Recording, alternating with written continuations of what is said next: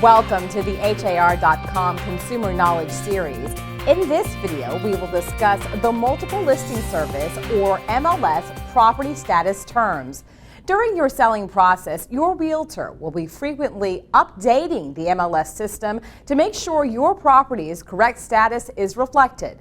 This is critical because this is how other agents know whether or not your property can be shown. To assist you with this process, you should know about the following terms used by the MLS to represent the current availability of each listed property. The term active is used to designate a listed property that is currently active and available for showing.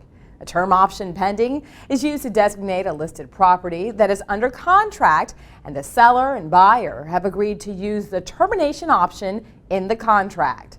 A term pending is used to designate a listed property that is under contract and is no longer available to show. A term pending continue to show is used to designate a listed property that is currently under contract but is still available to show. A term sold is used to designate a listed property that is funded and closed. All sales closed must be reported to the MLS. Sold status should not be used before the actual closing. A term withdrawn is used when a listing is temporarily taken off the market, but a valid listing agreement still exists. A term terminated is used when the listing agreement between the owner and the listing agent is terminated prior to the listing expiration date.